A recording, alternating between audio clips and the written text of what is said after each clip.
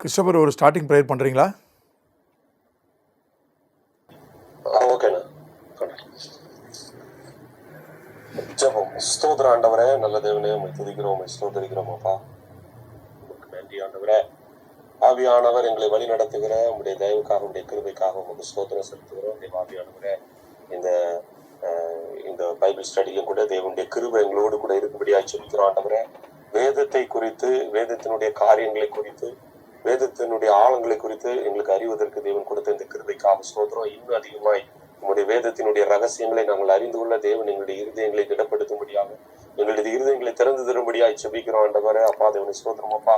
இதை நடத்துகிற அண்ணன் ஆசீர்வதிங்க. தேவ ஆவியானவர் அண்ணன் மூலமாக எங்களோடு கூட பேசும்படியா, எங்களுக்கு கற்றுக் கொடுக்கும்படியாய், இந்த உலகத்துல அநேகருக்கு இது பிரயோஜனப்படும்படியாய் அமைய தேவன் கிருபை தரும்படியாய் ஜெபிக்கிறோம் ஆண்டவரே. தாழ்த்துக்கிறோம், ஒவ்வொரு கொடுக்கிறோம், வந்திருக்கிறோம் ஒவ்வொருவரையும் ஆசீர்வதியும். ஏற்ற வேளையில எல்லாரையும் அழைத்து வாருங்க ஆண்டவரே. தேவ ஆவியானவருடைய கிருபை ஒவ்வொருவரையும் தாங்கட்டும், பலப்படுத்தட்டும், வழி நடத்தட்டும். ஒரு முறைப்பாட்டினாலே எங்களை நிரப்புங்க. ஆவியானவர் எங்களோடு கூட இடைபடும். நீ பெரிய நாமத்தில் பிதாவே, ஆமென். கர்த்தருக்கு ஸ்தோத்திரம். ஆண்டவருடைய நாமத்தில் உங்களை வரவேற்கிறேன். நாம் வேத ஆதாரத்தன்மை, கனோன் ஆஃப் த பைபிள் என்கிற பாடத்தை படித்து வருகிறோம். தள்ளுபடி ஆகமத்தை குறித்து படித்தோம். 2 ஏற்பாடுகளுக்கும் நடுவில் உள்ள காலகட்டத்தை பற்றி கற்றுக்கொண்டோம். அதனுடைய தொடர்ச்சியாக ஏன் பைபிள் தேவனுடைய வார்த்தை, அதற்குள்ளே அதிலே ஒரு முரண்பாடற்ற தன்மை, இன்டர்னல் விட்னஸ். 40 பேர் எழுதியிருக்கிறாங்க. 1500 வருஷ காலகட்டத்தை ஆயிருக்கு. மொத்தம் எழுதுவதற்கு 1500 வருஷ காலகட்டம் ஆயிருக்கு. 40 பேர் எழுதியிருக்கிறாங்க. 3 மொழியில் எழுதியிருக்கிறாங்க. எபிரேய மொழி, அரமேய மொழி, கிரேக்க மொழி. வெவ்வேறு கலாச்சாரங்கள், எகிப்திய கலாச்சாரம், யூத கலாச்சாரம், பாபிலோனிய கலாச்சாரம், கிரேக்க கலாச்சாரம், ரோம கலாச்சாரம், வெவ்வேறு கலாச்சாரங்கள் அந்த பின்னணியிலே எழுதியிருக்கிறார்கள். வெவ்வேறு விதமான சமூக நிலைகள், சோஷியல் கண்டிஷன்ஸ். ராஜா, அரசன் எழுதியிருக்கிறார், மருத்துவர் எழுதியிருக்கிறார், மீனவர்கள் எழுதியிருக்கிறார்கள், இசை கலைஞர்கள் எழுதியிருக்கிறார்கள், கல்விமான்கள் எழுதியிருக்கிறார்கள், தீர்க்கதரிசிகள் எழுதியிருக்கிறார்கள். வெவ்வேறு பூகோள பின்னணியிலிருந்து எழுதியிருக்கிறார்கள். இஸ்ரேல் நாட்டிலேருந்து எழுதியிருக்கிறாங்க, வெவ்வேறு பாபிலோன்லேருந்து எழுதியிருக்கிறாங்க, வெவ்வேறு எகிப்திலிருந்து எழுதியிருக்கிறாங்க, வெவ்வேறு பூகோள பின்னணியிலிருந்து எழுதியிருக்கிறாங்க. ஆனாலும் இதற்குள்ள ஒரு முரண்பாடு, இதனுடைய ஒட்டுமொத்த கருத்து ஒன்றாக இருக்கிறது. முரண்பாடு இல்லை. ஒரே ஒரு மனிதனுடைய எழுத்துக்களை நீங்கள் எடுத்துக்கிட்டாலே அவன் ஆரம்பத்தில் எழுதுனதுக்கும் கடைசியில் எழுதுனதுக்கும் முரண்பாடு வந்துடும். ஆனால் இங்கே 1040 பேர் எழுதியிருக்கிறாங்க, முரண்பாடு இல்லை. ஒரு இன்டர்னல் விட்னஸ் இருக்குது. ஏனென்றால் அவர்கள் எழுதவில்லை, அவர்களை கருவியாக பயன்படுத்தி ஆவியானவர் எழுதினார். அதனால தான் முரண்பாடு இல்லை. நீங்கள் எடுத்துக்கிட்டிங்கன்னா எந்த ஒரு விஞ்ஞானத்தை எடுத்துக்கொள்ளுங்கள். விஞ்ஞானத்தில் ரொம்ப பெரிய விஞ்ஞானிகள் sir Isaac Newton, Albert Einstein. இன்றைக்கி இருக்கிற விஞ்ஞானிகள், ஐசக் நியூட்டனுடைய புவியீர்ப்பு விசை உண்மைதான், ஆனால் நிறைய அவர் அறிவியல் விதிகளை எழுதியிருக்கிறார், நிறைய அறிவியல் காரியங்களை அவர் கண்டுபிடிச்சிருக்கிறார், அல்லது அறிவியல் விதிகளை அவர் அறிமுகப்படுத்தியிருக்கிறார். ஆல்பர்ட் ஐன்ஸ்டீன் அணுசக்தி, அணுவிஞ்ஞானம் அவர் தான். இன்னும் அதுக்கு அப்பாற்பட்ட இன்னும் பல விஞ்ஞான கருத்துக்களை அல்லது விதிகளை அவர் சொல்லியிருக்கிறார். இப்போ இருக்கிற விஞ்ஞானிகள் இவர்களுடைய தியரிஸையை டிஸ்ப்ரூவ் பண்ணுறாங்க. உதாரணத்துக்கு, சில நூற்றாண்டுகளுக்கு முன்பதாக பிரான்ஸில் ஒரு விஞ்ஞானி என்ன கண்டுபிடிச்சார்னா, அதை நிரூபித்தார். அவர் 40 மைல் வேகத்துக்கு மேலே ஒரு பொருள் நகர்ந்தால் அது புவியீர்ப்பு விசையை விட்டு அந்த பக்கம் அதுக்கு அப்பால் போய்விடும். என்று அவர் அதை நிரூபித்தார் விஞ்ஞான சோதனைகள் மூலமாய் சில நூற்றாண்டுகளுக்கு முன்பதாக. பிரான்ஸில் நடந்த சம்பவம். ஆனால் இன்றைக்கி சைக்கிளை வேகமாக ஓட்டினா 40 மைலுக்கு மேலே ஓட்டிடலாம். மோட்டர் பைக்கை 40 மைல் வேகத்துக்கு மேலே, 40 மைலுன்றது ஒரு 60 கிலோமீட்டர். மோட்டர் பைக் சர்வசாதாரணமாக 60 கிலோமீட்டருக்கு மேலே போகுது. இப்போ அவர் அன்னைக்கு நிரூபித்தது இன்றைக்கி அது பொய்ப்பிக்கப்பட்டு விட்டது, டிஸ்ப்ரூவ் ஆயிட்டு விஞ்ஞானத்தில். இப்போ சிந்து சமவெளி நாகரிகம்தான் இருக்கிறதுலே இந்தியாவில் பழைய நாகரிகம்னு சொன்னாங்க. இப்போ கீழடியை தோண்டி எடுத்து அதை விட அது பழசு என்று அவர்கள் சொல்லி கொண்டிருக்கிறார்கள். எந்த ஒரு சப்ஜெக்ட் எடுத்தாலும் அதில் முரண்பாடு வந்துடும். கடைசியாக வர்றது தான் உண்மையானது. முன்னால் சொல்லப்பட்டது இல்லை, அது சரியில்லை. முதல்ல பூமி தட்டை என்று தான் விஞ்ஞானம் சொல்லி கொண்டிருந்தது. பூமி உருண்டை என்று கலிலேயா தான் முதல்ல சொன்னார். அவர் சொல்கிற போது அன்றைக்கு இருந்த கத்தோலிக்க சபை அவரை கண்டித்தது. பைபிளிலே பூமி உருண்டைன்னு இருக்குது, அது பின்னால் நம்ம படிக்க போகிறோம். பைபிளை படிக்காத கத்தோலிக்க சபை கலிலேயாவுக்கு தண்டனை கொடுத்தது, கலிலேயாவை கண்டித்தது. அந்த மாதிரி விஞ்ஞான கருத்துக்களை எடுத்துக்கிட்டால் அதில் நிறைய முரண்பாடுகள் இருக்குது. காலம் போக போக 1500 வருஷன்றதை நீங்கள் கொண்டு போய் எந்த விஞ்ஞானத்தில் வச்சாலும் சரி, எதில் வச்சாலும் சரி, முரண்பாடுகள் இருக்குது. ஆனால் முரண்பாடு என்பதை அது அப்டேட்டிங் கூட சொல்லலாம். அப்டேட் பண்ணும்போது முரண்பாடு வருது. அது புதிய கண்டுபிடிப்புகள் சொல்லலாம். இப்போ பழைய ஏற்பாடு முடிவடைந்து புதிய ஏற்பாடு வந்த போதும் கூட பழைய ஏற்பாடுக்கும் புதிய ஏற்பாடுக்கும் முரண்பாடு கிடையாது. பழைய ஏற்பாட்டு நிழல், புதிய ஏற்பாட்டு நிஜம். இந்த ஒரு இன்டர்னல் விட்னஸ், இந்த ஒரு முரண்பாடு இல்லாத ஒரு ஒட்டுமொத்த கருத்து முரண்பாடு இல்லாமல் காணப்படுவது வேறு எந்த ஒரு எந்த ஒரு சப்ஜெக்ட்லேயும் பார்க்க முடியாது. அது நீங்கள் தத்துவத்தை எடுத்துக்கொள்ளுங்க, வரலாறை எடுத்துக்கொள்ளுங்க, எதை வேணால் எடுத்துக்கொள்ளுங்க. ஒரு காலத்தில் தண்ணீர் நிறையா பாய்ச்சணும், பசுமை புரட்சின்னு ஒன்று இந்தியாவில் கொண்டு வந்தாங்க. தண்ணீர் நிறையா பாய்ச்சி நிறையா தானியங்களை விளைவிக்க வேண்டும் என்று இந்தியா சுதந்திரம் அடைந்த ஆரம்பத்தில் அப்படி ஒரு கருத்து ஏற்படுத்தப்பட்டு அதை பின்பற்றி நிறைய தண்ணீர் பாய்ச்சிட்டாங்க. இந்தியாவில் இருக்கிற நிலங்களுக்கு நிறைய தானியத்தை விளைவிச்சாங்க. நிறைய தானியம் விளைஞ்சிது. இந்தியாவினுடைய தேவைகளெல்லாம், உணவு தேவை இந்தியாவை சந்தித்து கொண்டது. இதுக்கு முன்னால் அப்படி இல்லை. ஆனால் இப்போது விஞ்ஞானிகள் சொல்கிறார்கள், இந்தியாவினுடைய நிலங்களை நீங்கள் கெடுத்துட்டீங்க, அளவுக்கு அதிகமாக தண்ணீர் பாய்ச்சிட்டீங்க, அளவோடு தான் நீங்கள் தண்ணீர் பாய்ச்சிருக்கணும். இன்றைய நிபுணர்கள் சொல்கிறாங்க, விவசாய நிபுணர்கள், இப்போ சொட்டு நீர் பாசனம் வந்துடுச்சு. அளவுக்கு அதிகமாக நீ தண்ணீர் பாய்ச்சி நிலத்தினுடைய நீண்ட கால தன்மையை நீங்கள் கெடுத்துட்டீங்க. எல்லாத்துலேயும் முரண்பாடு இருக்குது. ஆனால் பைபிளில் மட்டும் முரண்பாடு இல்லை. அதுதான் மிகப்பெரிய ஒரு ஆதாரம், பைபிள் தேவனுடைய வார்த்தை என்று. ஏன்னா மனுஷன் என்ன பேசுனானே, மனுஷன் சுயமாக எழுதியிருந்தானா அவன் என்ன பேசுனானே அவனுக்கே மறந்துடும்.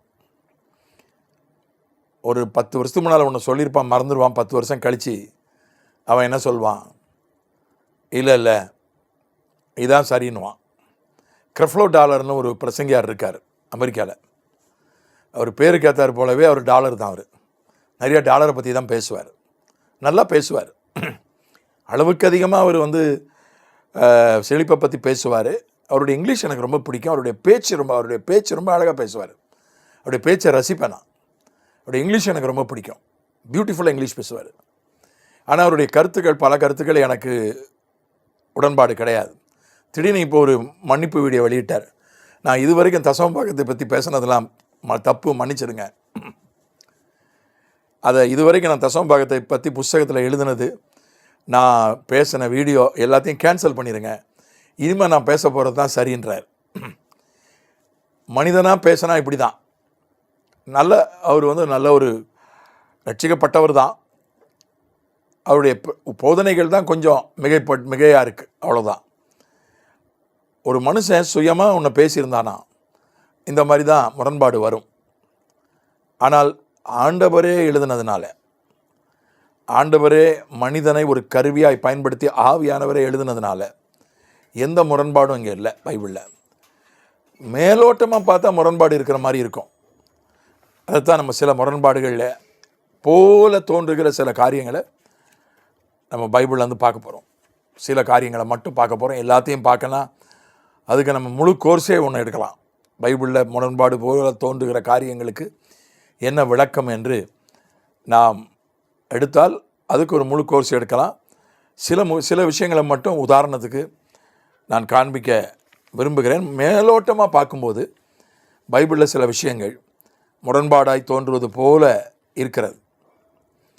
உதாரணத்துக்கு எரிகோவில் ஆண்டவர் ஒரு கண்ணு தெரியாதவனை சுகமாக்கினார். அது மார்க்கிலையும் லூக்காவிலையும் ஒரு குருடன் என்று சொல்லப்பட்டிருக்கிறது. மத்தேயு புத்தகத்தில் 2 குருடர்கள் என்று சொல்லப்பட்டிருக்கு. எரிகோவில் ஆண்டவர் அவனை சுகமாக்கினார், அவர்களை சுகமாக்கினார்னு போட்டிருக்கு. இப்போ ஒருத்தரா 2 பேரா? லேகியோன் அதே மாதிரி தான். லேகியோன் பிசாசு பிடித்தவர்கள் ஒரு சுவிசேஷத்தில் ஒருவன் என்று போடப்பட்டிருக்கிறது. இன்னொரு சுவிசேஷத்தில் 2 பேர்னு போடப்பட்டிருக்கு. 2 பேரா ஒருத்தரா? லேகியோன் பிசாசு பிடித்தவர்கள் 2 பேரா ஒருத்தரா? எரிகோவில் சுகமாக்கப்பட்ட குருடர்கள் 2 பேரா ஒருத்தரா? எல்லா வசனங்களையும் எடுத்து வாசித்தா நேரம் இருக்காது, உங்களுக்கு தெரிஞ்ச சம்பவம் தான். அதனால் நான் எடுத்து வாசிக்க போகிறதில்ல.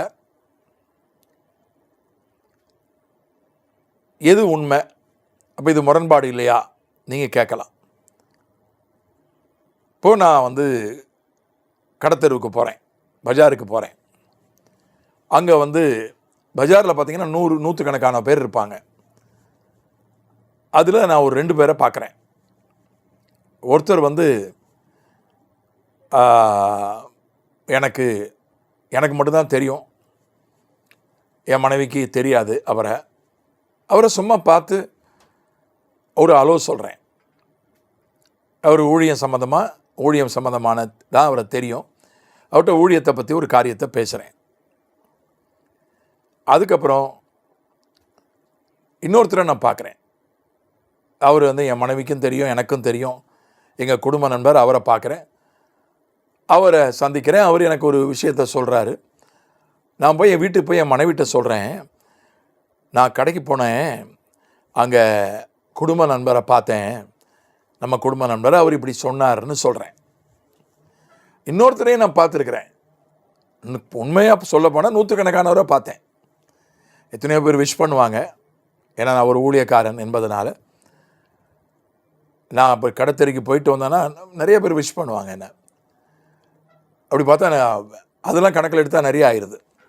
பார்த்தவங்களெல்லாம் கணக்கில் எடுத்தால் இன்னும் ஒரு 100 பேராது ஆயிரும். ஒரு 2 பேர்கிட்ட மட்டும் நான் பேசினேன்.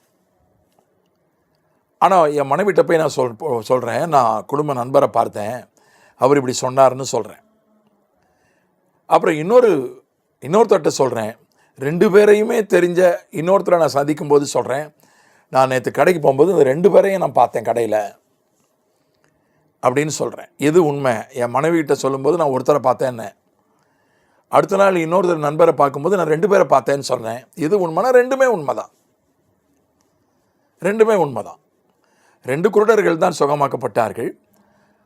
அதில் ஒரு எழுத்தாளர் என்ன செய்கிறான், 2 எழுத்தாளர்கள் அந்த ஒருவரை மட்டும் கேஸ் ஸ்டடியாக எடுத்துக்கொள்கிறார்கள்.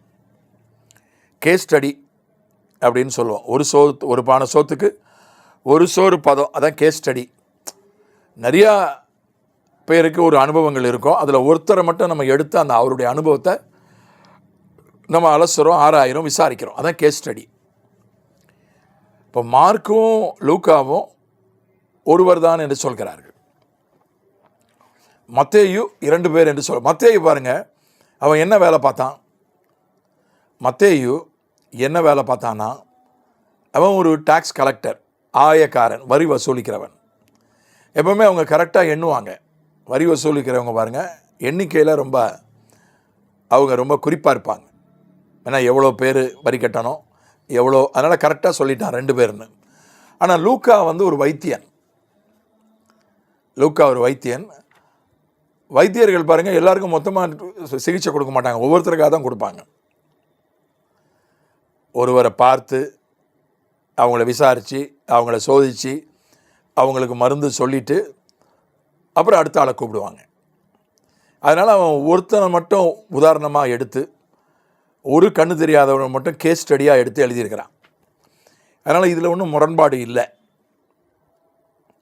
அடுத்து முரண்பாடு இருப்பது போல் காட்சி அளிப்பது நியாயாதிபதிகளின் புஸ்தகத்தில் இருக்குது. அதை நம்ம படிக்கிறோம்.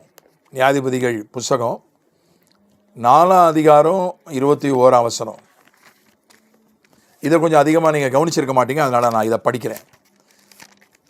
ரொம்ப தேவையானதை மட்டும் நான் படிக்கிறேன். நியாயாதிபதிகள் 4:21. பின்பு ஏபேரின் மனைவியாகிய யாகேல் ஒரு கூடார ஆணியை எடுத்து தன் கையிலே சுத்தியை பிடித்து கொண்டு மெல்ல அவன் அண்டையில் வந்து அவன் நெற்றியிலே ஆணியை அடித்து போட்டாள். அது உருவி போய் தரையிலே புதைந்தது. அப்பொழுது ஆயாசமாய் தூங்கின அவன் செத்து போனான். இங்கே எதிரி கொல்லப்படுகிறான். அவன் நெத்தியில் ஆணி அடித்து அவனை ஒரு பெண் சிசரான்ற ஒரு எதிரி கொல்லப்படுகிறான். யாகேல் என்கிற பெண் அவனை அடைக்கலம் கொடுக்கிறது போல அடைக்கலம் நடித்து அவனை நெத்தியில் ஆணி அடித்து சாகடிச்சிட்றான். இந்த கதை உங்களுக்கு தெரியும். ஆனால் இது நியாயாதிபதிகள் 5ஆம் அதிகாரம் 25 படிக்கும்போது கொஞ்சம் வித்தியாசமாக இருக்கிற மாதிரி தெரியுது. தண்ணீரை கேட்டான், பாலை கொடுத்தாள். ராஜாக்களின் கிண்ணியிலே வெண்ணெயை கொண்டு வந்து கொடுத்தாள். தன் கையால் ஆணியையும் தன் வலது கையால் தொழிலாளரின் சுத்தியையும் பிடித்து சிசராவை அடித்தாள். அவன் நெற்றியிலே உருவ கடாவி அவன் தலையை உடைத்து போட்டாள். அவள் கால் அருகே அவன் மடங்கி விழுந்து கிடந்தான். அவன் எங்கே மடங்கி விழுந்தானோ அங்கே மடிந்து கிடந்தான். இங்கே ஒரு பார்க்கறதுக்கு ஒரு முரண்பாடு இருக்கிற மாதிரி இருக்கு. தூங்கிட்டு இருந்தப்போ அவனுடைய நெத்தியில் ஆணி அடித்ததாக நியாயாதிபதிகள் 4 சொல்கிறது. நியாயாதிபதிகள் 5 நம்ம படித்தோம் என்னவென்றால், அவள் பாலை கொடுத்தாள், வெண்ணெயை கொடுத்தாள். கொடுத்துட்டு அடுத்த வரி வருது, ஆணியை வச்சு அடிச்சிட்டா. அது மேலோட்டமாக பார்க்குறதுக்கு எப்படி இருக்குன்னா, வெண்ணெயையும் பாலையும் அவன் குடிச்சிட்டு இருந்தப்போவே நெத்தியில் ஆணியை வச்சு அடிச்சிட்டான்ற மாதிரி ஒரு அர்த்தம் ஏற்படுது. ஆனால் அப்படி இங்கே நேரடியாக எழுதப்படலை. பால் குடிச்சிட்டு இருக்கும்போது, வெண்ணெய் சாப்பிட்டுட்டு இருக்கும்போது நெத்தியில் ஆணி அடித்தான்ற மாதிரி இங்கே அப்படி ஒரு காரியம் நேரடியாக எழுதப்படலை. நீங்கள் அங்கே பார்த்தீங்கன்னா 4ஆம் அதிகாரத்தில் பார்த்தீங்கன்னா, அவள் என்ன செஞ்சா, தண்ணீர் கேட்டான். 19ஆம் வசனம் சொல்கிறது தண்ணீர் கேட்டான்.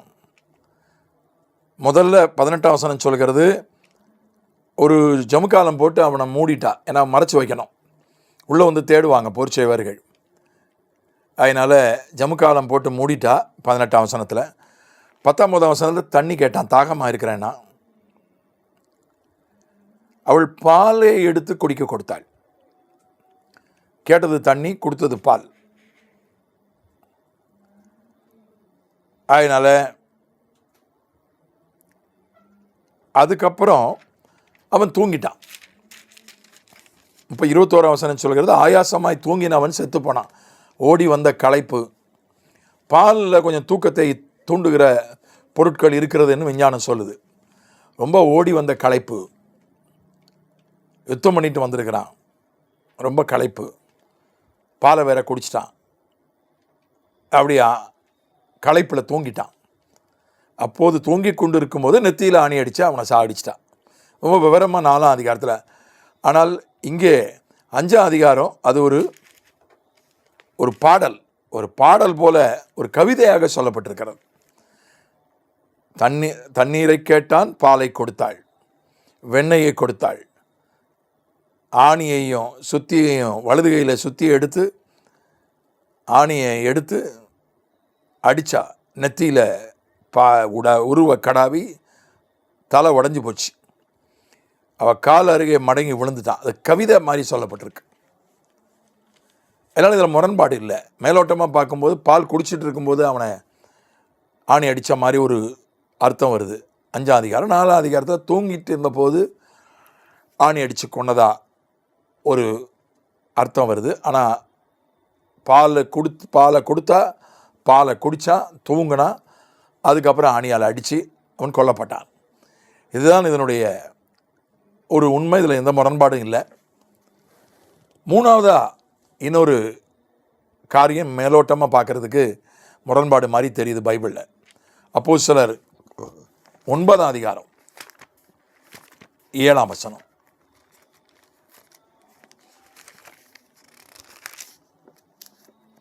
அவனுடனே கூட பிரயாணம் பண்ணின மனுஷர்கள் சத்தத்தை கேட்டும் ஒருவரையும் காணாமல் பிரமித்து நின்றார்கள். பவுல் தமஸ்குக்கு போகும்போது ஆண்டவருடைய வெளிச்சம் அவன் மேலே வீசி ஆண்டவர் அவனை சந்தித்த அந்த சம்பவம், அதில் தான் அவர் ரட்சிக்கப்பட்டான். அவன் கூட கொஞ்சம் பேர் போனாங்க, கூட பிரயாணம் பண்ணாங்க. அவங்க சத்தத்தை கேட்டார்கள், ஆனால் ஒருவரையும் காணவில்லை என்று 9ஆம் அதிகாரம் 7ஆம் வசனம் சொல்கிறது. ஆனால் 22ஆம் அதிகாரம் 9ஆம் வசனத்தில் பவுல் அதை மறுபடியும் சாட்சியாக சொல்கிறான். எப்படி தான் இயேசுவை ஏற்றுக்கொண்டேன் என்று சாட்சியாக சொல்லும்போது முரண்பாடு இருக்கிற மாதிரி தோணுது. அப்போஸ்தலர் 22:9, என்னுடனே கூட இருந்தவர்கள் வெளிச்சத்தை கண்டு பயமடைந்தார்கள், என்னுடனே பேசினவருடைய சத்தத்தையோ அவர்கள் கேட்கவில்லை. என்னுடனே கூட இருந்தவர்கள் வெளிச்சத்தை கண்டார்கள், என்னுடனே பேசினவருடைய சத்தத்தையோ கேட்கவில்லை. அப்போஸ்தலர் 22:9.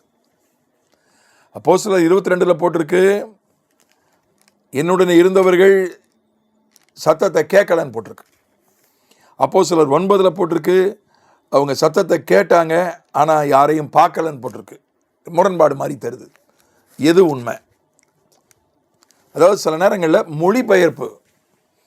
மொழிபெயர்ப்பு தவறுன்னு சொல்ல முடியாது. ஒரு மொழியிலிருந்து இன்னொரு மொழிக்கு 100க்கு 100 மொழிபெயர்க்க முடியாது. பாருங்கள், தமிழில் நம்ம சொல்கிறதெல்லாம் அப்படியே இங்கிலீஷில் மொழிபெயர்க்க முடியுமானா முடியாது. ஓரளவுக்கு அதனுடைய சாராம்சத்தை மொழிபெயர்த்தரலாம். இங்கிலீஷ்லேருந்து தமிழ் மொழிபெயர்க்கிறதும் அப்படி தான். அது 100க்கு 100 அது அப்படியே மொழிபெயர்க்க முடியாது. ஓரளவுக்கு அதனுடைய மையப்பொருளை சொல்லிடலாம். அப்படி மொழிபெயர்க்கும் போது சின்ன சின்ன அது தவறுன்னு சொல்ல முடியாது. அது அதில் கொஞ்சம் தெளிவு குறைவுன்னு சொல்லலாம். இந்த மூல மொழியில் இருக்கிற தெளிவு இதில் இருக்காது. அப்படி ஏற்பட்ட ஒரு விஷயந்தான் இந்த விஷயம். இது என்னன்னு கேட்டால், இது கிரேக்க மொழியில் தான் எழுதப்பட்டது புதிய ஏற்பாடு. கிரேக்க மொழியில் கிரேக்க மொழி வல்லுனர் ஆர்ன்ட் அப்படின்றவர், WF ஆர்ன்ட்ன்றவர் இதை விளக்கிறார். என்ன விளக்கிறாருன்னா, இந்த கேட்டல் அப்படின்ற இது கொஞ்சம் நான் சொல்கிறது கொஞ்சம் போர் அடிக்கும் உங்களுக்கு. கொஞ்சம் மொழியில் ஆர்வம் இருந்தால் தான் கொஞ்சம் உங்களுக்கு ஆர்வமாக இருக்கும். இருந்தாலும் நீங்கள் கேட்டுங்க, புரியாட்டாலும் கேட்டுங்க, ஆர்வம் இல்லாட்டாலும் கேட்டுங்க. இந்த கேட்டார்கள் அப்படின்றதுக்கான கிரேக்க வார்த்தை அக்கோயுவா, AKOUA, அக்கோயுவா. இந்த ஒரே சொல்லு 2 இடத்துலையும் பயன்படுத்தப்படலை, வெவ்வேறு சொல்லு தான் பயன்படுத்தப்பட்டிருக்கிறது. அப்போஸ்தலர் 9ஆம் அதிகாரத்தில் 6ஆம் வேற்றுமையை சேர்ந்து வருகிறது. 6ஆம் வேற்றுமையுடன் கேட்குதல் ஒரு காரியம் கேட்கப்படுவதை குறிக்கிறது, அல்லது செவிக்கு சில சத்தம் வந்தடைவதை குறிக்கிறது. ஒரு சத்தம் கேட்டுச்சு, அவ்வளோதான். அது புரிஞ்சுதா புரியலையா என்று அது சொல்லப்படலை. ஒரு சத்தம் கேட்குது. சில நேரம் சிலர் ஃபோனில் பேசும்போது சத்தம் கேட்கும், ஆனால் புரியாது. என்னோ சொல்கிறாங்கன்னு வரும், சரி புரியாது. அந்த மாதிரி ஒரு அர்த்தத்தை தான் அது குறிக்கிறது. அவர்களுக்கு சத்தம் கேட்டது, ஆனால் அவர்கள் புரிந்து கொள்ளவில்லை. அதுதான் அந்த கிரேக்க வார்த்தையை பயன்படுத்தி அதோடு ஒரு 6ஆம் வேற்றுமை, ஜெனிட்டிவ்னு வாங்க இங்கிலீஷில், அந்த இலக்கணம், அந்த இலக்கணத்தின்படி பயன்படுத்தினுடைய அர்த்தம் சத்தம் அவங்களுக்கு கேட்டுச்சு, ஆனால் புரியலை. ஆனால் 22ஆம் அதிகாரத்தில் சொல்லும்போது அவங்க என்ன சொல்கிறாங்க, எந்த சத்தத்தையும் கேட்கலை அப்படின்றது என்ன அர்த்தத்தில் சொல்லப்பட்டிருக்குன்னா, அவங்களால புரிந்து கொள்ள முடியலை என்கிற அர்த்தத்தில் தான் சொல்லப்பட்டிருக்கு. அதனால் இது மொழிபெயர்ப்பில் ஏற்பட்ட ஒரு என்ன சொல்லலாம், அது ஒரு சின்ன குறைன்னு சொல்லலாம். மொழிபெயர்ப்பு குறை, தவறு கிடையாது. ஏன்னா கிரேக்க மொழியில் சொல்லப்பட்டதை அப்படியே ஒரு சத்தம் கேட்குது. திடீர்னு பாருங்கள், ராத்திரி சத்தம் கேட்கும், பூனை சத்தம் கேட்கும், குழந்தை அழுகுற மாதிரியே இருக்கும். நீங்கள் அநேகர் கேட்டிருப்பீங்க, ராத்திரி பூனை சத்துறது குழந்தை அழுகுற மாதிரியே இருக்கும். ஆனால் உண்மையில் பார்த்தா பூனை தான் கத்தும்.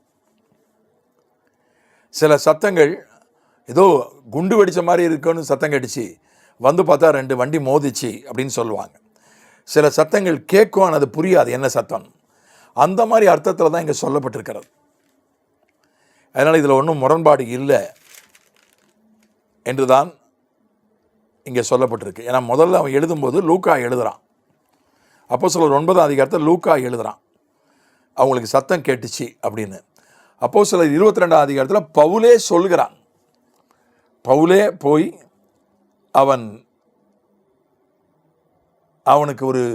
அவனை குற்றஞ்சாட்டி கோர்ட்டில் நிறுத்தியிருக்காங்க, கோர்ட்டில் வாக்குமூலம் கொடுக்குறான். அப்போ தெளிவாக கொடுக்கணும். இப்போ அப்போஸ்தலர் 9 கேட்டாங்க, ஆனால் புரியலை அப்படின்னு சொல்லிட்டான். கோர்ட்டில் போய் அப்படி சொல்ல முடியாது. கோர்ட்டில் அவங்க எதையும் கேட்கலைன்னா அவங்களுக்கு புரியலை. அதனால் அதை போய் சொல்கிறது என்ன அர்த்தம்? அதனால் கோர்ட்டில் சொல்கிறதுனால, சட்டப்பூர்வமாக சொல்கிறதுனால அவன் என்ன சொல்லிட்டான்னா, அவங்க கேட்கலன்னு சொல்லிட்டான். ஒரு இடத்துல ஆண்டவருக்கு ஒரு சத்தம் கேட்கும், பிதாவே என்னை மகிமைப்படுத்தும் ஜெபம் பண்ணுவார், மகிமைப்படுத்தினேன் மகிமைப்படுத்துவேன் என்கிற ஒரு சத்தம் கேட்கும். மற்றவங்களுக்கு அது புரியாது, மற்றவங்களுக்கு அது இடி சத்தம் மாதிரி கேட்கும். மற்றவங்கலாம் சொல்லுவாங்க ஏதோ ஒரு இடி உண்டாயிடுச்சுன்னு சொல்லுவாங்க. ஆனால் இயேசுக்கு மட்டும்தான் அது புரிஞ்சுது. அந்த மாதிரி தான் பவுலுக்கு கேட்ட சத்தம். அதனால் ஒரு சத்தத்தை கேட்டாங்க, ஆனால் புரியலை. 9ஆம் அதிகாரம் அப்படி தான் சொல்லுது. 22ஆம் அதிகாரம் அவங்க கேட்கலன்னா அவங்களுக்கு புரிகிற மாதிரி எதையும் கேட்கலை. அது கோர்ட்டில் கொடுக்குற வாக்கு மூலம், அதனால் தெளிவாக கட் அண்ட் ரைட்டாக கொடுக்கணுன்றதுனால அப்படி கொடுக்குறான். இதில் முரண்பாடு இல்லை. இன்னொரு அடுத்த முரண்பாடு மாதிரி தோன்றுகிற அடுத்த காரியத்தை நம்ம பார்க்குறோம். இயேசு சிலுவையை அலையப்பட்ட நேரத்தை குறித்து ஒரு முரண்பாடு இருக்கிற மாதிரி தெரியுது. மார்க்கு சுவிசேஷத்தில் ஒரு மாதிரியும் யோவான் சுவிசேஷத்தில் ஒரு மாதிரியும் எழுதப்பட்டிருக்கு. மார்க்கு 15ஆம் அதிகாரம் 25ஆம் வசனம், அந்த நாள் பஸ்காவுக்கு ஆயத்த நாளும் ஏறக்குறைய 6 மணி நேரமாக இருந்தது. இது சிலுவையில் அறையப்பட்ட அந்த நேரத்தை, அந்த நாள் பஸ்காவுக்கு ஆயத்த நாளும் ஏறக்குறைய 6 மணி நேரமாக இருந்தது அப்படின்னு மார்க் 15:25 மார்க் 15:25 அவரை சிலுவையில் அறைந்த போது 3ஆம் மணி வேளையாக இருந்தது அப்படின்னு எழுதுகிறான். யோவான் தான் 6 மணி நேரம்னு எழுதுகிறான். அந்த நாள் பஸ்காவுக்கு ஆயத்த நாளும் ஏறக்குறைய 6 மணி நேரமுமாய் இருந்தது அப்படின்னு யோவான் எழுதுகிறான். இப்போ எது உண்மை? இப்போ ஆதி காலத்தில் எப்படி நேரத்தை கணக்கிட்டாங்க? கடிகாரம் கிடையாது. சூரிய கடிகாரம் இருந்தது, மணல் கடிகாரம் இருந்தது, அதான் நிழல் கடிகாரம், சூரிய கடிகாரம். இப்போ இதை எழுதின யாருமே நேரத்தை ரொம்ப குறிக்கிற அளவுக்கு உள்ள வசதி உள்ளவங்க இல்லை. அரசாங்க அதிகாரிகள் நேரத்தை சரியாக குறிப்பார்கள். இப்போ இந்த மார்க்கை பொறுத்தவரை பேதுரு சொல்ல எழுதினவன் தான் மார்க். பேதுரு ஒரு மீன் பிடிக்கிறவங்க யோவானும் ஒரு மீன் பிடிக்கிறவன் தான். அப்படி மீன் பிடிக்கிறவங்க எப்படி நேரத்தை கணக்கு பண்ணுவாங்க? சூரியனை வச்சு கணக்கு பண்ணுவாங்க, நட்சத்திரங்களை வச்சு கணக்கு பண்ணுவாங்க. சில நட்சத்திரங்கள் இரவில் அவங்க கடலுக்கு போகிறாங்க படகுக்கு, இந்த நட்சத்திரங்களை வச்சு இந்தந்த நட்சத்திரங்கள் இந்த இடத்துல இருந்தால் இது இத்தனை மணி. விடிவெள்ளின்னு ஒரு நட்சத்திரம் இருக்கும், அது தோன்றிய நாள் காலையில் 2 மணிலேருந்து 4 மணி. எக்ஸாக்டாக நேரம் சொல்ல முடியாது. இப்போ இருக்கிற மாதிரி கடிகாரங்கள் கிடையாது. இத்தனை மணி, இத்தனை நிமிஷம், இத்தனை நொடின்னு இப்போ நம்ம சொல்லிடுறோம். ஒரு ராக்கெட்டை செலுத்த வேண்டுமானால் மைக்ரோ செகண்ட் கூட முக்கியம். மைக்ரோ செகண்ட் அந்த மாதிரி சொல்ல முடியாது. அப்போதெல்லாம் 3 மணி நேரமாக தான் ஒரு ஜாமம் என்று பிரித்து வச்சுருந்தாங்க. ஒரு ஜாமம்னா 3 மணி நேரம். இப்போ 3 மணி நேரமாக முதலாம் ஜாமம், பகலில் முதலாம் ஜாமம்ன்றது காலையில் 6 மணிலேருந்து 9 மணி வரை. ராத்திரி பகலில் 2ஆம் ஜாமம்ன்றது 9லேருந்து 12 வரை. பகலில் 3ஆம் ஜாமம்ன்றது 12லேருந்து 3 வரை. பகலில் 4ஆம் ஜாமம்ன்றது மத்தியானம் 3லேருந்து சாயங்காலம் 6 வரை. ராத்திரியும் அப்படி தான் 3 மணி நேரமாக பிரித்து வச்சுருந்தாங்க. முதல் ஜாமம் ராத்திரின்றது சாயங்காலம் 6லேருந்து ராத்திரி 9 வரை. 2ஆம் ஜாமன்றது ராத்திரி 9லேருந்து 12 வரை. 3ஆம் ஜாமன்றது 12லேருந்து 3 வரை ராத்திரி. 4ஆம் ஜாமன்றது விடிய காலையில் 3லேருந்து 6 வரை. இப்படி தான் முதலாம் ஜாமம், 2ஆம் ஜாமம், இப்படி தான் பைபிளில் இருக்கும். ஏன்னா அந்த காலத்தில் ரொம்ப கரெக்டாக மணி சொல்ல முடியாது. சில இடங்களில் பதிவு செய்யப்பட்டிருக்கு, சில இடங்களில் அது மிக சொற்ப இடங்கள் தான், ரொம்ப சிறப்பான இடங்களில் தான் அது குறிப்பாக சொல்லப்பட்டிருக்கு. மற்ற இடங்கள்லாம் முதலாம் ஜாமத்தில் நடந்து வந்தார், அப்படி தான் சொல்லப்பட்டிருக்கு. இப்போ இங்கே 3ஆம் மணி அப்படின்றது அது 9 மணி, காலையில் 9 மணி. மார்க்கு சொல்கிற 3 மணின்றது காலையில் 9 மணி. இப்போ 6 மணின்னு சொல்கிறானே யோவான், அது எதை குறிக்கிறது? யோவான் அவன் யூத நேரத்தை கடைபிடிக்கலை. மார்க் யூத நேரத்தின்படி எழுதினான். யூத நேரம் என்னவென்று 3ஆம் மணின்னு சொன்னால் காலையில் 6 மணிலேருந்து கணக்கு பண்ணி 6 + 3 9 மணி காலையில். ஆனால் யோவான் என்ன எழுதியிருக்கிறான்னா, யோவானுடைய புத்தகத்தில் நம்ம பார்க்குறோம் 20ஆம் அதிகாரம் 19ஆம் வசனம். அவன் ரோம முறைப்படி கணக்கு எழுதியிருக்கிறான் நேரத்தை. யோவான் 20:19 இன்ன விதமான 20:19 வாரத்தின் முதல் நாளாகி அன்றைய தினம் சாயங்கால வேளையிலே சீஷர்கள் கூடியிருந்த நேரத்தில் யூதர்களுக்கு பயந்ததினால் கதவுகள் பூட்டி இருக்கையில் இயேசு நடுவே நின்று உங்களுக்கு சமாதானம் என்றார். வாரத்தின் முதல் நாள் தான் உயிர் தெழுந்திருக்கிறார். வாரத்தின் முதலாம் நாள் காலையில் தான், ஞாயிற்றுக்கிழமை காலையில் தான் உயிர் தெழுந்திருக்கிறார். வாரத்தின் முதல் நாள் சாயங்காலம்னா ஞாயிற்றுக்கிழமை சாயங்காலம், அன்னைக்கு காலையில் தான் உயிர் தெழுந்திருக்கிறார். சீஷர்கள் நடுவில் இயேசு வந்தார், அதை அவன் எழுதியிருக்கிறான். ஆனால் யூத முறைப்படி ஞாயிற்றுக்கிழமை சாயங்காலத்தை திங்கக்கிழமைன்னு தான் சொல்லணும். யூத முறைப்படி நாள் எப்போ ஆரம்பிக்குன்னா சாயங்காலம் 6 மணிக்கு ஆரம்பிக்குது. நாம் எப்படி நாளை கணக்கு பண்ணுறோம்? நடுராத்திரி 12 மணிலேருந்து கணக்கு பண்ணுறோம். நடுராத்திரி 12 மணிலேருந்து தான் நாளை கணக்கு பண்ணுறோம். ரோமர்கள் அப்படி தான் கணக்கு பண்ணுறாங்க. நடுராத்திரி 12 மணிலேருந்து கணக்கு பண்ணுறாங்க. யோவான் ரோம முறைப்படி சொல்கிறான் வாரத்தின் முதல் நாள் சாயங்காலம். யூத முறைப்படி சொல்கிறதா இருந்தால் திங்கக்கிழமைன்னு சொல்லணும், அதை 2வது நாள்னு சொல்லணும். ஆனால் ரோம முறைப்படி தான் எழுதியிருக்கான்.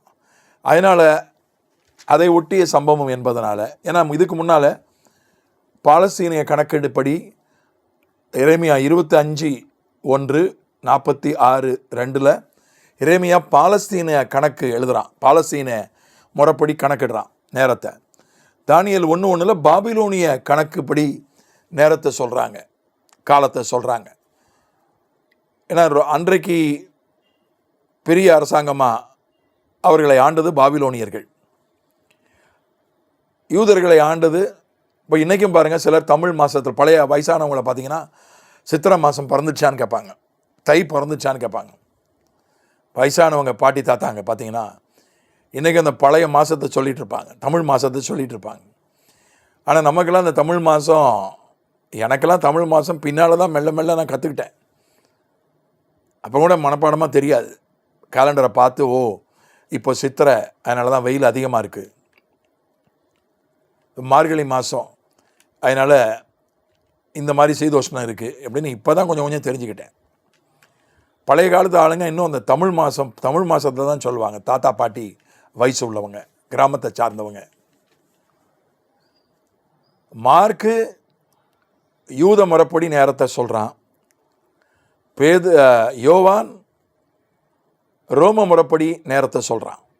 அப்போ காலையில் 6 மணின்னு சொல்கிறான், அவன் 3ஆம் மணி நேரம் 3 மணின்னு சொல்கிறான். இப்போ ரெண்டுமே ஒரு ஜாமந்தான், 6லேருந்து 9 வரை ஒரே ஜாமந்தான், ஒரே ஜாமத்தை தான் இவங்க குறிக்கிறாங்க. இப்போ அப்போது தான் அவள் சிலுவையில் அறையப்படுவதற்கு ஒப்பு கொடுக்கப்பட்டார். காலையில் தான் இயேசு சிலுவையில் அறையப்படுறதுக்கு ஒப்பு கொடுக்கப்பட்டார். அது ஒரு சிலுவையில் அறையப்படுறதுக்கு சில முறைகள் இருக்குது. சிலுவையை அவர் சுமந்துக்கிட்டு ஊர்வலமாக போகணும். போர் சேவர்கள் அவரை யாரை சிலுவையில் அறையப்படுறதுக்கு ஒப்பு கொடுக்குறாங்களோ அவரை, அந்த நபரை போர் சேவர்கள் டீஸ் பண்ணுவாங்க. அது அந்த காலத்து முறை, கேலி பண்ணி பரியாசம் பண்ணி அவனை டீஸ் பண்ணி அவங்க கூட விளையாண்டுனா ரேக் பண்ணுற மாதிரி விளையாண்டு. இது சரித்திர உண்மை, சரித்திரத்தில் சொல்லியிருக்கிறது. இயேசுநாதருக்கு அவருக்கு முள்ளில் ஒரு முடியை செஞ்சு அவர் தலையில் வச்சு யூதருடைய ராஜாவை வாழ்கன்னு சொல்லி அவருக்கு முன்னால் வணங்கி, அதுக்கப்புறம் அவரை கண்ணை மூடிக்கிட்டு அவரை தலையில் கொட்டி, யார் கொட்டினதுன்னு ஞானதரிசியில் சொல்லும் அப்படின்னு கேட்டு, இப்படியெல்லாம் அவரை பரியாசம் பண்ணி, அவரை டீஸ் பண்ணி, ரேக் பண்ணி, இதெல்லாம் சிலுவையில் அறையப்படுவதற்கு தண்டனையினுடைய ஒரு பாகம். அதுக்கப்புறம் சிலுவையை சுமந்துக்கிட்டு போனோம். அதுக்கு ஏன்னா சிலுவை ரொம்ப பாரமானது, அதை சுமக்கணும். அதை சுமந்துட்டு பட்டணத்துக்கு வெளியில் போகணும், அதுக்கு 1 மணி நேரம் 2 மணி நேரம் ஆகும். இப்போ இதெல்லாம் கணக்கு பண்ணி தான் அவங்க சொல்கிறாங்க. இதெல்லாம் கணக்கு பண்ணி தான் 6 மணின்னு யோவான் சொல்கிறான், 9 மணி 3ஆம் மணி நேரம்னு 9 மணியை குறிக்கிற மாதிரி. ஆனால் பார்த்தா 6 மணியும் 9 மணியும் ஒரே ஜாமந்தான். இந்த ஒரே ஜாமத்தை குறிக்கிற மாதிரி தான் 2 பேரும் சொல்லியிருக்கிறாங்க. அதனால் இதில் எந்த முரண்பாடும் இல்லை. சிலுவையில் அறையப்படுதல்ன்றது ஒரு பெரிய ப்ராசஸ். அதுக்கப்புறம் காடியை கொடுப்பாங்க, அவர் நிறைய சம்பிரதாயங்கள் உண்டு. அது ஒரு பெரிய ப்ராசஸ், மணிக்கணக்கில் போகும். அதனால் அவங்க ஆனால் ஒரே ஜாமத்தை தான் சொல்லியிருக்கிறாங்க, இதில் முரண்பாடு இல்லை என்பது தான். இன்னும் சில அதற்கான ஆதாரங்களும் உண்டு. ரொம்ப சொன்னால் உங்களுக்கு அது நமக்கு தேவையில்லை, சலிப்பு ஏற்பட்டுரும். இன்னொரு முரண்பாடுகள் ஏற்படுவது போன்ற ஒரு காரியத்தை உங்களுக்கு சொல்கிறேன். அவர் 3ஆம் நாளை, மத்தேயு 16:21 என்ன சொல்லுதுன்னா, 3ஆம் நாளில் எழுந்திருக்க வேண்டும் என்று சொல்கிறது. மத்தேயு 16:21.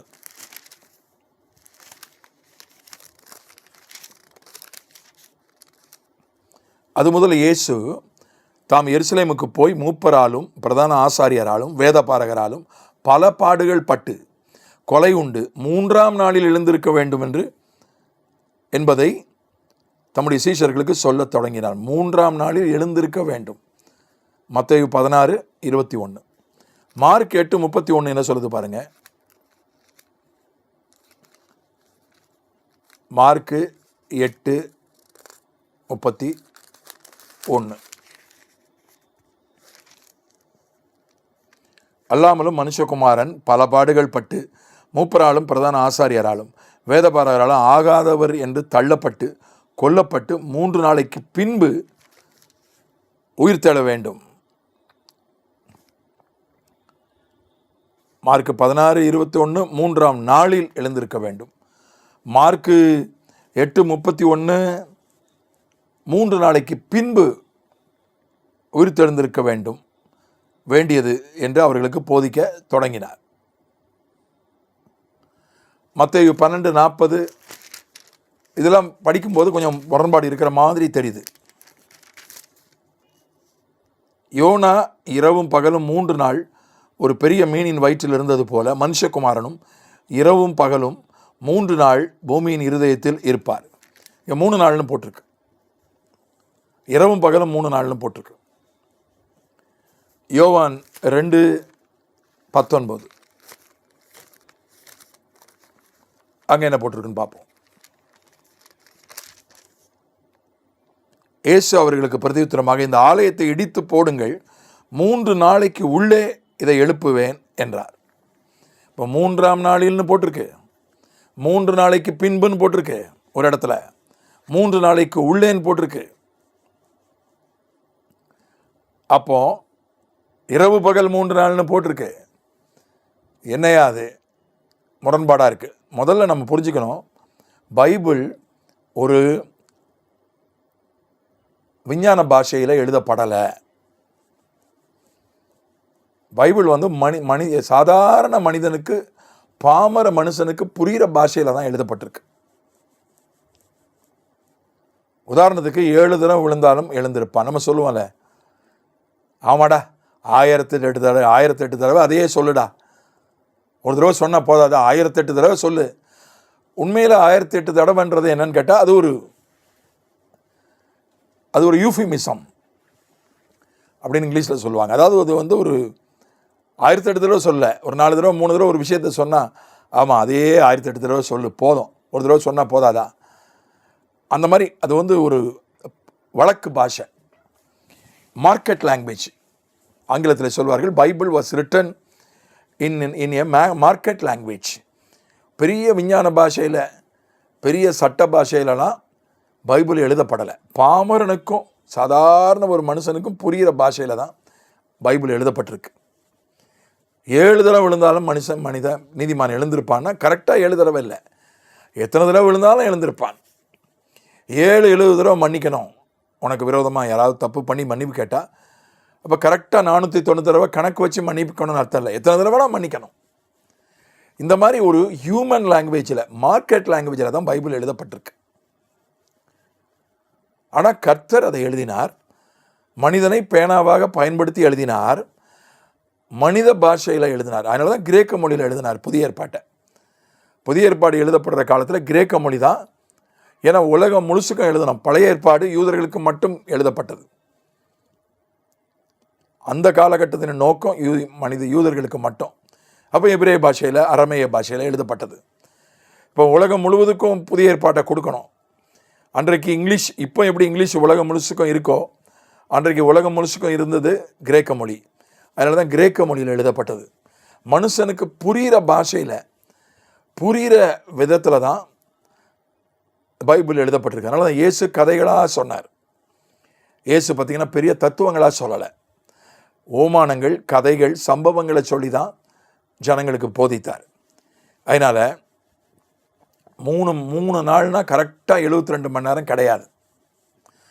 நாள் கணக்கு பார்த்தா 3 நாள் தான். வெள்ளிக்கிழமை சிலுவையில் அறையப்பட்டார், சனிக்கிழமை அவர் உயிரோடு எழுந்திருக்கலை, ஞாயிற்றுக்கிழமை உயிரோடு எழுந்தார், 3ஆவது நாள் உயிரோடு எழுந்தார். உண்மைதான்.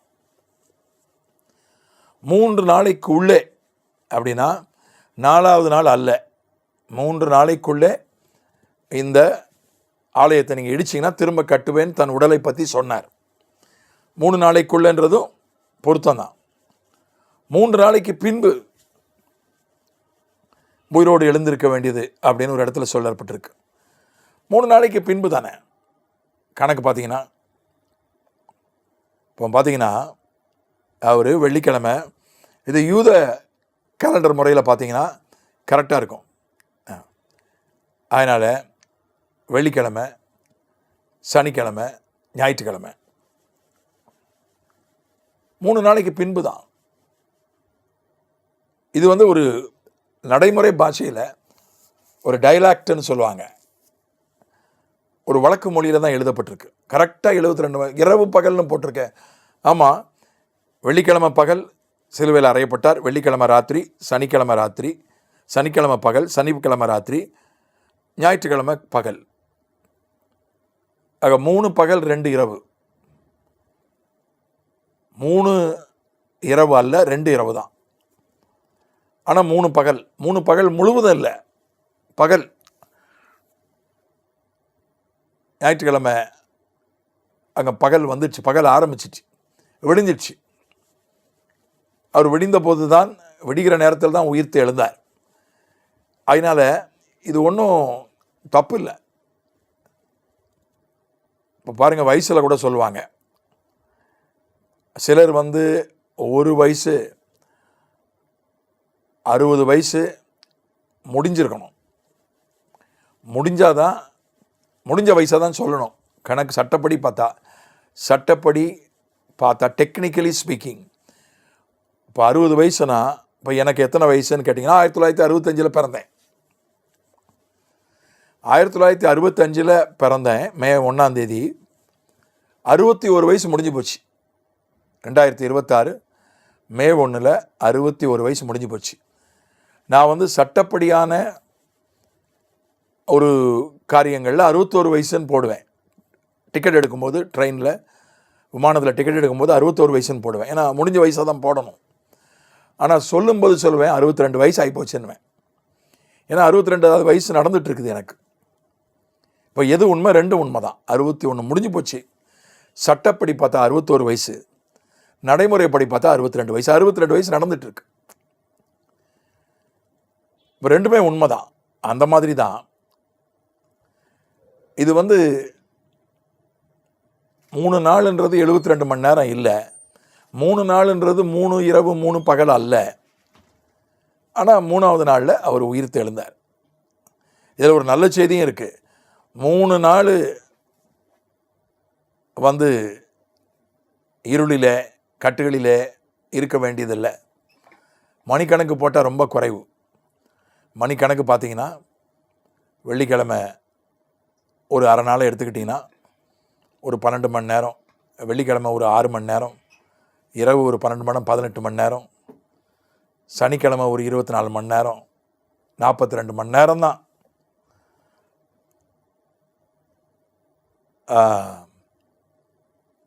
இல்லை, வெள்ளிக்கிழமை ஒரு 6 மணி நேரம், ராத்திரி ஒரு 12 மணி நேரம், 18 மணி நேரம், ஒரு 24 மணி நேரம், சனிக்கிழமை ஒரு 24 மணி நேரம். இப்போ இந்த 18 24 44 மணி நேரம் தான். கணக்கு பார்த்தீங்கன்னா 2 நாள் கூட வரல. 2 நாள்னால் 28 மணி நேரம், 2 நாள் கூட வரல. ஆனால் நாள் கணக்கு பார்த்தா வெள்ளி, சனி, ஞாயிறு.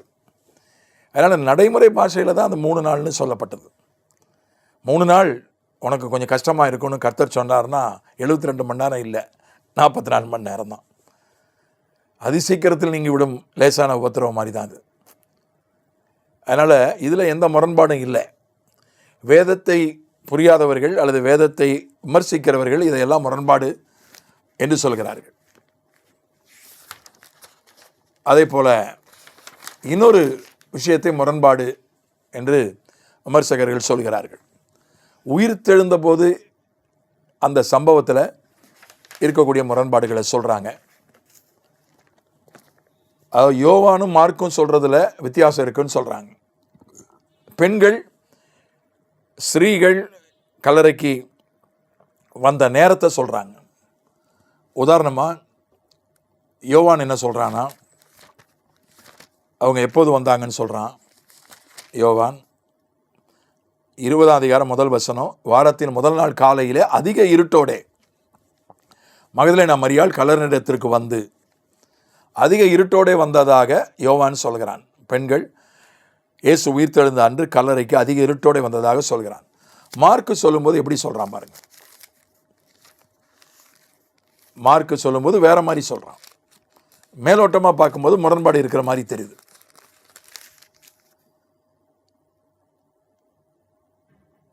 மார்க்கு 16:1-2 ஓய்வு நாளான பின்பு மகதலேனா மரியாளும் யாக்கோபின் தாயாகிய மரியாளும் சலாமே என்பவளும் அவருக்கு சுகந்த வர்க்கம் இடும்படி அவைகளை வாங்கி கொண்டு வாரத்தின் முதலாம் நாள் அதிகாலையில் சூரியன் உதயமாகிற போது கல்லறையினிடத்தில் வந்து. அப்போ என்ன முரண்பாடு இருக்கே அப்படின்னு நீங்கள் கேட்கலாம். ஆனால் இது என்னன்னா, புறப்படும் போது அதிக இருட்டோட புறப்பட்டாங்க. கல்லறை பட்டணத்துக்கு வெளியில் இருக்கு. பெண்கள் வீட்டிலேருந்து புறப்படணும், ஊருக்குள்ளே இருந்து புறப்படணும், நடந்து தான் வந்தாங்க. ஒரு 4 கிலோமீட்டர் நடந்து வந்தால் கூட 1 மணி நேரம் ஆயிருக்கும். 5 மணிக்கு அவங்க புறப்பட்டுருந்தாங்கன்னா இருட்டாக தான் இருக்கும். 6 மணிக்கு சேர்ந்துருந்தாங்கன்னா விடிஞ்சிருக்கும். அதுதான் அதனுடைய அர்த்தமே தவிர இங்கே எந்த விதமான ஒரு முரண்பாடும் இல்லை அப்படின்றத நம்ம உன்னிப்பாக பார்க்கும்போது அது நமக்கு புரியும். மேலோட்டமாக பார்த்தா பாருங்கள், மத்தேயு ரொம்ப அழகாக சொல்லியிருக்கான் 28:1 ஓய்வு நாள் முடிந்து வாரத்தின் முதலாம் நாள் விடிந்து வருகையில். விடிஞ்சுக்கிட்டு இருக்கு. அவங்க புறப்படும் போது விடிஞ்சுக்கிட்டு இருக்கு.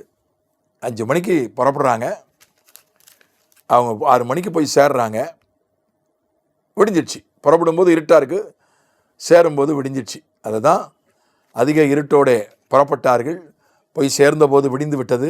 மத்தேயு அது விடிந்து வருகையில் அப்படின்னு எழுதுகிறான். அதனால் இதில் முரண்பாடு எதுவும் இல்லை. அதாவது பைபிளை நம்ம எல்லாம் ஒப்பிட்டு பார்க்கணும், ரொம்ப ஒப்பிட்டு நுட்பமாக பார்க்கணும்.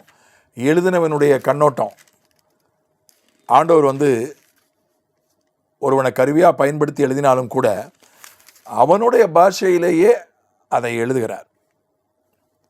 அவனுடைய பாஷையிலே அதை எழுதுகிறார்.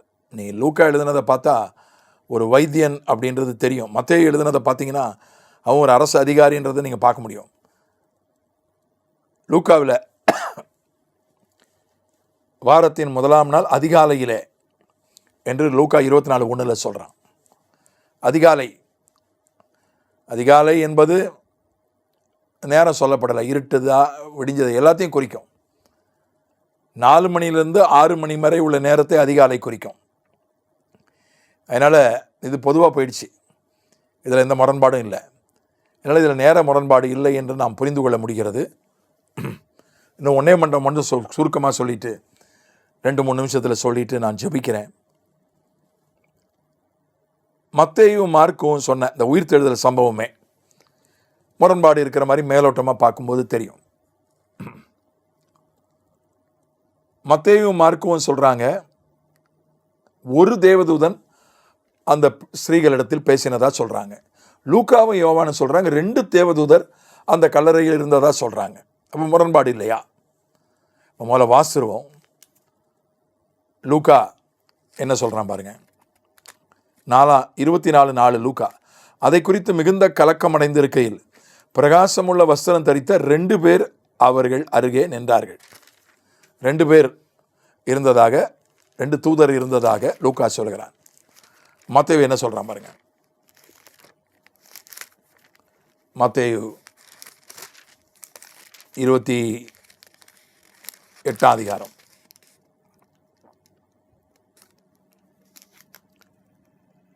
5ஆம் வசனம். தூதன் அந்த ஸ்திரீகளை நோக்கி, நீங்கள் பயப்படாதிருங்கள், சிலுவையில் அறையப்பட்ட இயேசுவை தேடுகிறீர்கள் என்று அறிவேன். அவர் இங்கே இல்லை, தாம் சொன்னபடியே உயிர்த்தெழுந்தார். கர்த்தரை வைத்த இடத்தை வந்து பாருங்கள். சீக்கிரமாய் போய் அவர் மரித்தோரிலிருந்து எழுந்தார் என்று அவருடைய சீஷர்களுக்கு சொல்லுங்கள். அவர் உங்களுக்கு முன்னே கலிலேயாவுக்கு போகிறார், அங்கே அவரை காண்பீர்கள். இதோ உங்களுக்கு சொன்னேன் என்றார். மத்தேயுவும் அங்கே மார்க்குவும் ஒரு தேவதூதன் பேசினதா சொல்கிறாங்க. லூக்காவும் யோவானும் 2 தூதர் கல்லறையில் இருந்ததா சொல்கிறாங்க. இதில் எந்த முரண்பாடும் இல்லை. 2 பேர் இருந்தாங்க, ஒருத்தன் பேசினான். 2 பேரும் பேசினா எப்படி புரியும்? 2 பேர் இருந்தாங்க. இயேசுனுடைய கல்லறையில் 2 தேவதூதர்கள் உயிர்த்தெழுந்த அன்று இருந்தார்கள். ஒருத்தன் பேசினான். இதில் எந்த முரண்பாடும் இல்லை. ஒரு வேற்று மதத்தை சார்ந்த ஒருவர் எழுதியிருக்கிறார், இதுதான் பைபிள்னு ஒரு புத்தகம் எழுதியிருக்கிறார். அதை ஒரு சகோதரன் என்னிடத்துல ஒரு 25 வருஷத்துக்கு முன்னால் அந்த புத்தகத்தை என்கிட்ட கொடுத்து, இதுக்கு நீங்கள் விளக்கம் எழுதுங்கன்னு நானே எழுதினேன். அதை வெளியிடலை. நான் எழுதின அந்த கைப்பிரதி தேடி கண்டுபிடிக்கணும். அது என்னால் எங்கே வச்சேன், திருநெல்வேலியில் இருந்தபோது எழுதினேன். அப்புறம் பீகார் போயிட்டு அப்புறம் சென்னைக்கு போயிட்டு அதுக்கப்புறம் மறுபடியும் திருநெல்வேலி வந்தேன். அப்புறம் தூத்துக்குடி வந்துட்டேன். இது எங்கேயோ பத்திரமா இருக்குது, எங்கே இருக்குன்னு தேடணும். அதனால் மேலோட்டமாக பார்க்குறாங்க. மேலோட்டமாக பார்த்துட்டு, என்னப்பா 2 பேர் இருந்ததா சொல்கிறீங்க, அப்புறம் ஒருத்தன் பேசலான்றீங்க, எது உண்மை அப்படின்னு இந்த போலீஸ் விசாரணை மாதிரி அல்ல. நுட்பமாக பார்க்கும்போது, உன்னிப்பாக பார்க்கும்போது சரிதான். 2 தேவதூதர்கள் இருந்தார்கள், ஒருவன் தான் பேசினான். 2 பேரும் பேசினா எப்படி புரியாது. விஷயத்தை ஒருத்தன் சொன்னால் போதுமே, ஒருத்தன் தான் சொன்னான். அதனால் இதில் முரண்பாடு இல்லை. இன்னும் பல விஷயங்கள் அப்படி இருக்குது. எகிப்திலிருந்து இஸ்ரவேலுக்கு போனவர்கள், எகிப்துக்கு போனவர்கள், கானானிலிருந்து எகிப்துக்கு போனவர்கள் 70 பேர் என்று ஒரு இடத்துல போட்டிருக்கு, இன்னொரு இடத்துல 72 பேர்னு போட்டிருக்கு. எது உண்மை? அதாவது நம்ம சில விஷயங்களை தோராயமாக சொல்லுவோம். மனுஷனே அப்படி தான், கரெக்டாக சொல்ல மாட்டான். எவ்வளோ பேர் கரெக்டாக 72 பேர்னு சொல்ல மாட்டாங்க. ஒரு 75 பேர் வந்திருப்பாங்க, ஒரு 70 பேர் வந்திருப்பாங்க. நான்லாம் வந்து ரவுண்ட் ஆஃப் பண்ணி தான் சொல்லுவோம். ரவுண்ட் ஆஃப் பண்ணிடுறாங்க தெரியுமா? 99 ரூபா 50 பைசா அப்படின்னு பில்லு வந்துச்சுன்னா ரவுண்டட் ஆஃப் டு பில்லில் வந்துடுதில்ல, 100 ரூபான்னு வந்துடுதில்ல. அது மாதிரி ரவுண்டட் ஆஃப் பாதிக்கு மேலே போச்சுன்னா ரவுண்ட் பண்ணுறாங்க. 75 ஆச்சுன்னா 80ன்னு சொல்லிக்கலாம், 75க்கு கீழே வந்துச்சுன்னா 70ன்னு சொல்லிக்கலாம். கணிதத்திலேயே விதி இருக்குது. 72ன்றது ரொம்ப நுட்பமான ஒரு நம்பர். அது ஒரு இடத்துல ரொம்ப கரெக்டாக எழுதியிருக்கு, இன்னொரு இடத்துல தோராயமாக சொல்லியிருக்கு 70 பேர். அதில் எந்த முரண்பாடும் இல்லை. அதனால் இன்னும் வந்து நிறையா அந்த மாதிரி முரண்பாடு போல் தோன்றுகிற காரியங்கள் உண்டு. உங்களுக்கு ஏதாவது சந்தேகம் இருந்தால் என் குரூப்பில் போடுங்க, நான் சொல்கிறேன். ஏன்னா இந்த கிளாஸோடு இதை நான் நிறுத்திக்கிறேன். நம்ம எல்லாத்தையும் பார்த்தோம்னா அதுவே கோர்ஸ் முழுசும் போயிடும். அதனால் அதை உள்ளே போய் நாம் அதை நுட்பமாக ஆராயும் பொழுது, மூலமொழியிலே என்ன இருக்கிறது என்பதை ஆராயும் போது, அன்றைக்கு இருக்கக்கூடிய கலாச்சாரம், வரலாறு, விஞ்ஞானம் எல்லாம் ஆராயும் போது எந்த முரண்பாடும் இல்லை என்று நம்மாலே தெளிவடைய முடிகிறது. வேத புஸ்தகத்தில் 40 பேர் 1500 வருஷம் வித்தியாசமான நிலைமைகளில் வித்தியாசமானவர்கள் எழுதியிருந்தாலும் எந்த முரண்பாடும் இல்லை என்பதுதான் மிகப்பெரிய ஒரு ஆதாரம் பைபிள் தேவனுடைய வார்த்தை என்பதற்கு. செபிக்கலாம். பிதாவே, இயேசுவின் நாமத்தில் பரிசுத்த ஆவியானவரே, வேதத்தை அருளினதற்காக ஸ்தோத்திரம். இந்த உலகத்தில் எல்லா புஸ்தகமும் மனிதர்களால் எழுதப்பட்டது. ஆண்டவர் கொடுத்த ஞானத்தால் எழுதியிருக்கலாம், ஆண்டவர் கொடுத்த திறமையால் எழுதியிருக்கலாம், ஆண்டவர் ஒரு கருப்பொருளை குறித்து ஏவி இருப்பார், அதை பற்றி கூட எழுதியிருக்கலாம் சிலர். ஆனால் ஒவ்வொரு வார்த்தையும் பரிசுத்த ஆவியானவர் கொடுத்து எழுதின புஸ்தகம் பைபிள் மட்டுமே. 66 புஸ்தகம், 1500 வருஷ இடைவெளி, 40 வித்தியாசமான மனிதர்கள், வித்தியாசமான காலங்கள், வித்தியாசமான பின்னணிகள். ஆனாலும் வேத புஸ்தகத்தில் முரண்பாடு இல்லாமல் இருக்கிறதுக்காக நாங்கள் ஸ்தோத்திரிக்கிறோம், துதிக்கிறோம் ராஜா. ஆண்டவரே, ஆகவே இது தேவனுடைய வார்த்தை என்பதற்கு இது ஒரு ஆதாரமாக இருக்கிறதுக்காக நன்றி செலுத்துகிறோம். இன்னும் வேதத்தை நாங்கள் நம்ப, இன்னும் வேதத்தை நாங்கள் விசுவாசிக்க, கீழ்ப்படிய, ஆண்டவரே இந்த வேதத்தை மற்றவர்களுக்கு பகிர்ந்து கொள்ள எங்களுக்கு உதவி செய்வீராக. வந்தவர்களை ஆசீர்வதியும், ஹோஸ்ட்டை ஆசீர்வதியும், ரெக்கார்ட் பண்ணுற தம்பியை ஆசீர்வதியும், வராதவர்களை கொண்டு வாரும், வர வேண்டியவர்களை கொண்டு வாரும். இந்த வீடியோவை பார்க்க போகிறவர்களை ஆசீர்வதியும். இயேசுவின் மூலமே பிதாவே, ஆமேன். தேங்க்யூ. God bless you.